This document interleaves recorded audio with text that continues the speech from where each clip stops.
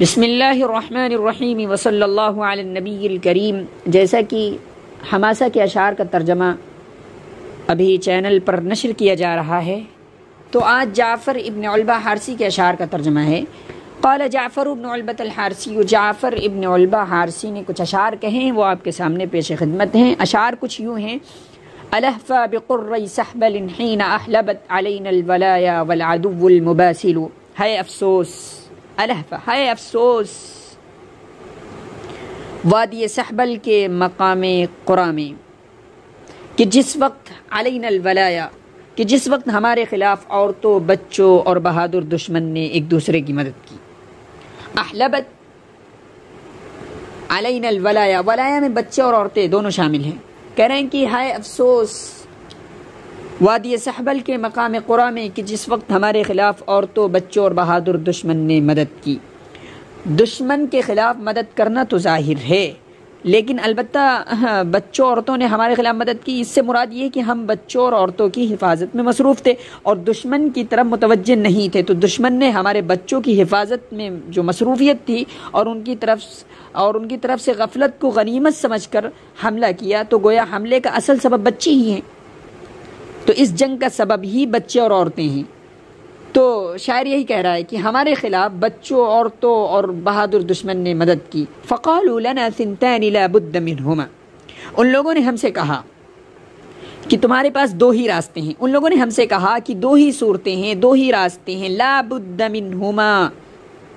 جن سے کوئی مفر نہیں، صدور رماح اشرعت او سلاسل، یا تو حرکت کرنے والے نیزے کے بھالے، یعنی ان لوگوں نے کہا کہ ہمارے پاس صرف دو راستے ہیں، ان میں سے ایک اختیار کر لو۔ ایک یہ کہ نیزے کی نوک، یعنی حرکت کرنے والے نیزے کی بھالے، یعنی نوک جو نیچے ہوتی ہے، نوک، او سلاسلو، یا تم کو قید کیا جائے، یعنی کہ ان لوگوں نے ہم سے کہا کہ تمہارے پاس دو راستے ہیں جس سے کوئی مفر نہیں ہے، صدور رماح، ایک تو یہ کہ نیزے کی نوک تمہارے سینے میں گھمائی جائے، یا پھر تم جو ہے قید ہو جاؤ، یا تو تم کو مار دیا جائے یا تم فوراً جو ہے قیدی بن جاؤ، دو راستے یہ ہیں۔ فَقُلْنَا لَهُمْ تِلْكُمْ اِذًا بَعْدَ كَرَّةٍ تُغَادِرُ سَرْعًا نَوْءُهَا مُتَخَاذِلُ۔ شاعر کہتا ہے کہ ہم نے ان سے کہا، فَقُلْنَا لَهُمْ، ہم نے ان سے کہا، تِلْكُمْ اِذًا بَعْدَ كَرَّةٍ، ہم نے ان سے یعنی دشمن سے کہا کہ تمہارا یہ اختیار کردہ فیصلہ ایسی جنگ کے بعد ہی ہو سکتا ہے جو دشمنوں کو اس طرح بچھڑا ہوا چھوڑ دے کہ جن کا اٹھنا کمزور اور مشکل ہو جائے، جن کا اٹھنا کمزور اور مشکل ہو جائے۔ فَقُلْنَا لَهُمْ، ہم نے ان سے کہا، تِلْكُمْ اِذًا بَعْدَ كَرَّةٍ، تمہارا یہ فیصلہ ایک ایسے حملے کے بعد ہی ہوگا، ایک ایسے حملے کے بعد، تغادر سرعا، یعنی ایسی جنگ، ایسے حملے کے بعد ہی ہو سکتا ہے جو دشمنوں کو اس طرح بچھڑا ہوا چھوڑ دے، زخمی کر کے چھوڑ دے، جن کا اٹھنا کمزور اور مشکل ہو جائے۔ نوءھا متخاذل، متخاذل مشکل، اٹھنا، نوءھا جن کا اٹھنا مشکل اور کمزور ہو جائے۔ وَلَمْ نَدْرِ إِنْ جِذْنَا مِنَ الْمَوْتِ جِيذَةً كَمِ الْعُمْرُ بَاقٍ وَالْمَدَى مُتَطَاوِلُ۔ شاعر کہتا ہے، اور ہمیں یہ معلوم نہیں کہ اگر ہم موت سے اعراض کر لیں، وَلَمْ نَدْرِ، ہمیں یہ معلوم نہیں ہے کہ اگر ہم موت سے اعراض کر لیں تو ہماری عمر کتنی باقی رہے گی اور زندگی کی انتہا کس قدر لمبی ہوگی، ہمیں معلوم نہیں۔ اگر ہم یہ کہتے ہیں کہ ٹھیک ہے ہم تمہارے ساتھ قید ہو جائیں گے، تمہارے پاس آ رہے ہیں قیدی بن کر، تو ہمیں یہ نہیں معلوم ہے کہ ہم کتنے دن زندہ رہیں گے، ہمیں یہ معلوم نہیں کہ اگر ہم موت سے اعراض کر لیں، وَلَمْ نَدْرِ إِنْ جِذْنَا مِنَ الْمَوْتِ جِيذَةً، اگر ہم موت سے اعراض کر لیں، كَمِ الْعُمْرُ، تو ہمیں یہ نہیں معلوم کہ ہماری عمر کتنی ہے، کتنی عمر ہے ابھی باقی ہے۔ ولم ندری، ہمیں نہیں معلوم، کم العمر، کہ ہماری عمر کتنی باقی ہے، والمدى متطاول، اور زندگی کی انتہا کس قدر لمبی ہے، ان جزنا من الموت جزدن، اگرچہ ہم موت سے اعراض کر لیں، اگر ہم موت سے اعراض کر لیتے ہیں لیکن پھر بھی ہمیں معلوم نہیں. اذا مبتدرنا مازقا فرجت لنا بأيماننا بيض جلتها الصياقل، جب ہم کسی تنگ جگہ میں جلدی کر کے بڑھ جاتے ہیں تو اس کو کشادہ کر دیتی ہیں ایسی تلواریں جن کو صیقل کرنے والوں نے چمکایا ہے، اس حال میں کہ وہ ہمارے دائیں ہاتھوں میں ہوتی ہیں. اذا مبتدرنا مازقا فرجت لنا، جب ہم کسی تنگ جگہ میں یعنی دشمن کے ہجوم میں جلدی کر کے بڑھ جاتے ہیں تو اس کو کشادہ کر دیتی ہیں ایسی تلواریں جن کو صیقل کرنے والوں نے چمکایا ہے، اس حال میں کہ وہ ہمارے دائیں ہاتھوں میں ہوتی ہیں. لنا بأیماننا، وہ تلواریں چمکتی ہوئی وہ تلواریں ہمارے داہنے ہاتھوں میں ہوتی ہیں. لہم صدر سیفی یوم بطحاء سحبل ولی منہ ما ضمت علیہ الانامل، میری تلوار کی نوک یعنی تلوار کا پھل، میری تلوار کی نوک سہبل کے گھاٹی کے دن ان کے لیے تھی. شاعر کہہ رہا ہے کہ میری تلوار کی نوک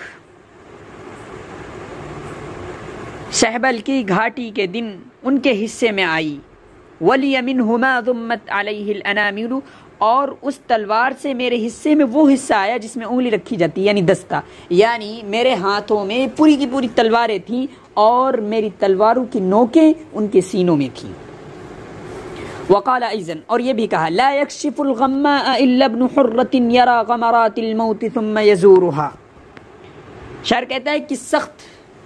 مشکلات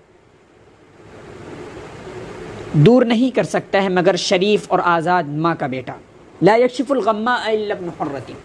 سخت مشکلات، سخت مصیبتیں دور نہیں کر سکتا ہے مگر شریف اور آزاد ماں کا بیٹا. یرى غمرات الموت ثم یزورها، جو پہلے موت کی سختیوں کو دیکھتا ہے اور پھر اس کے قریب سے اس کی زیارت کرتا ہے.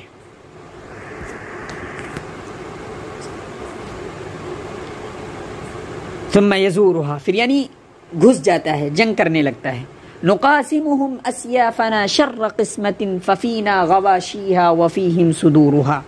شاعر کہتا ہے کہ ہم اپنی تلواریں اپنے دشمنوں کے ساتھ بری طرح تقسیم کرتے ہیں، چنانچہ ہمارے حصے میں شمشیر یعنی تلواروں کے دستے ہوتے ہیں اور ان کے حصے میں تلوار کی دھاریں ہوتی ہیں، یعنی ہم بری طرح جو ہے دشمنوں کو تلواروں سے مارتے ہیں. تو ہمارے حصے میں دستہ ہوتا ہے، وفیہم صدورها، اور ان کے حصے میں تلوار کی دھاریں ہوتی ہیں، تلوار کی نوکیں ہوتی ہیں.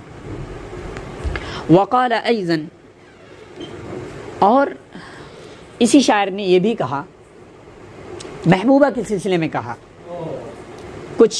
اس طرح کہا کہ ہوایا مع الرکب الیمانین مسعد جنیب وجثمانی بمکۃ موثق، میرا محبوب یمنی سواروں کے ساتھ تابع ہو کر جا رہا ہے اور میرا جسم مکے میں قید ہے. ہوایا، میرا محبوب مع الرکب الیمانین مسعد، میرا محبوب یمنی سواروں کے ساتھ تابع ہو کر جا رہا ہے اور میرا جسم مکے میں قید ہے. عجبت لمسراها وأنها تخلصت إلي وباب السجن دوني مغلق، مجھے تعجب ہوا لمسراها، رات میں اس کے آنے سے، وأني تخلص إلي، وہ میرے پاس کیسے آ گئی، حالانکہ جیل کا دروازہ میرے پیچھے بند تھا، جیل کا دروازہ بند تھا لیکن وہ آ کیسے گئی. مجھے تعجب ہوا محبوبہ کا رات کے وقت آنے پر، حالانکہ جیل کا دروازہ تو بند تھا. علمت فحیت ثم قامت فودعت فلما تولت کادت النفس تزهق. شاعر کہتا ہے محبوبہ آئی، اس نے سلام کیا، ثم قامت، پھر کھڑی ہو گئی، فودعت، اور الوداع کہا، فلما تولت، پھر جب وہ واپس جانے لگی تو قریب تھا کہ جان میری نکل جاتی۔